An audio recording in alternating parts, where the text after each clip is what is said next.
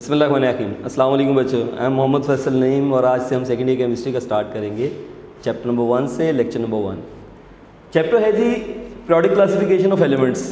इस चैप्टर में हम पढ़ेंगे कि किस तरह से एलिमेंट्स को ऑर्गेनाइज़ किया गया, अरेंज किया गया, कुछ हिस्टोरिकल बैकग्राउंड के बारे में पढ़ेंगे, किन लोगों ने क्या क्या इसके अंदर काम किया, कौन कौन सी अचीवमेंट की और मॉडर्न पीरियोडिक टेबल कैसे वजूद में आया।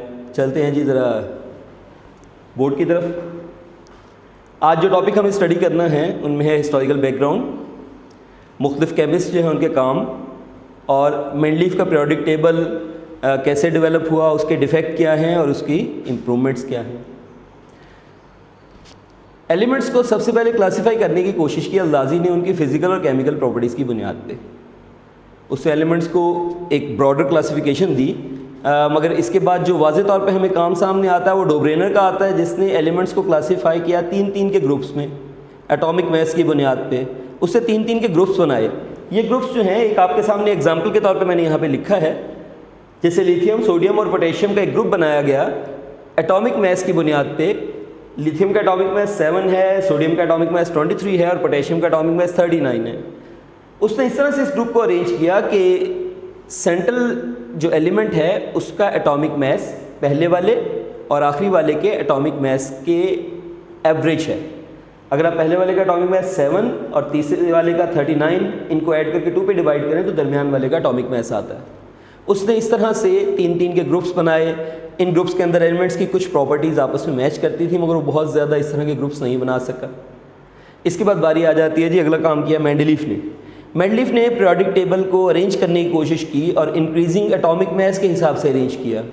इंक्रीजिंग एटॉमिक मास के हिसाब से इस तरह से उसने अरेंज किया एलिमेंट्स को कि हर पहले वाला एलिमेंट और आठवें वाला एलिमेंट प्रॉपर्टीज़ में रिजेम्बलेंस रखता था, बिल्कुल ऐसे ही जैसे म्यूज़िक नोट्स होते हैं। 7 सुर, सा रे गा मा पा दा नी और फिर सा, पहला और आठवां सुर मैच करता है। इसी तरीके से उसने एलिमेंट्स को जब एटॉमिक मास के हिसाब से अरेंज किया तो उसने कंक्लूड किया कि पहले वाला और आठवें वाला एलिमेंट प्रॉपर्टीज़ में एक दूसरे से मैच करते हैं। यहाँ न्यूलैंड का एक टेबल आपके सामने बच्चों मैंने बनाया है। इसकी पहली 2 रोज़ मैंने यहाँ पे लिखी हैं और ये एटॉमिक मास के हिसाब से इसको अरेंज किया गया है। आप देख सकते हैं, अगर हाइड्रोजन को पहले वाला एलिमेंट तस्वुर कर लें, 2nd, 3rd, 4th, 5th, 6th, 7th और 8th, फर्स्ट और 8 प्रॉपर्टीज़ में आपस में मैच करते हैं। न्यूलैंड का पीरियोडिक टेबल जो है उसके अंदर भी डिफेक्ट्स थे। मसलन अनडिस्कवर्ड एलिमेंट्स के लिए कोई स्पेस ही मौजूद नहीं थी, आइसोटोप्स की कोई पोजीशन के बारे में नहीं बताया गया था, कोई lanthanide, actinide, transition metal blocks, किसी किस्म का कोई जिक्र नहीं था।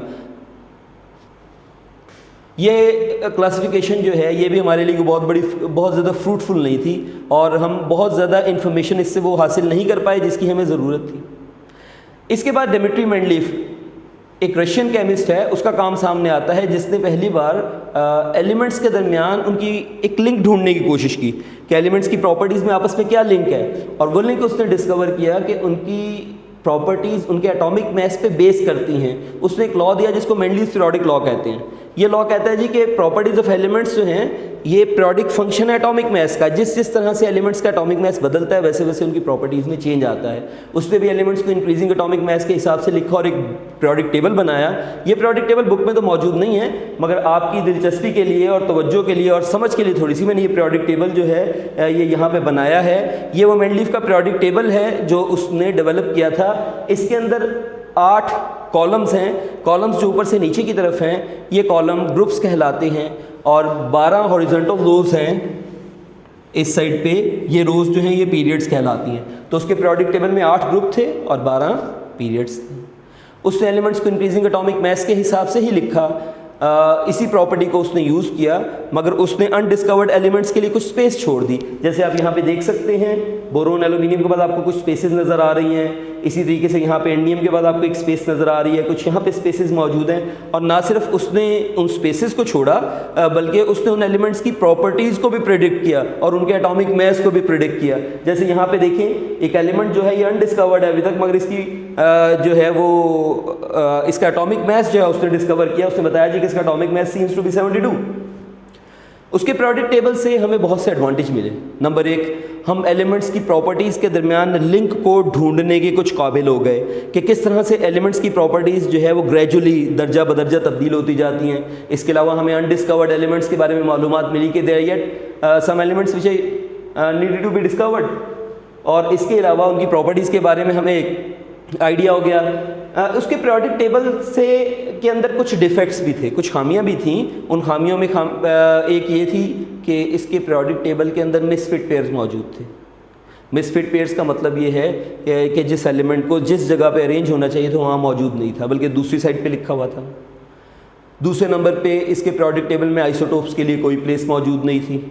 हाइड्रोजन के जैसे 3 आइसोटोप्स हैं, इसी तरीके से उसके प्रोडक्ट टेबल के अंदर नोबल गैसेस के लिए कोई स्पेस अवेलेबल नहीं थी। नोबल गैसेस बाद में डिस्कवर हुई और उनको इसके प्रोडक्ट टेबल में 1 ग्रुप से पहले 0 ग्रुप पे प्लेस कर दिया गया, इसलिए नोबल गैसेस को हम 0 ग्रुप गैसेस भी कहते हैं। तो हम उस वक्त इसके प्रोडक्ट टेबल में नोबल गैसेस के लिए कोई पोजीशन मौजूद नहीं थी।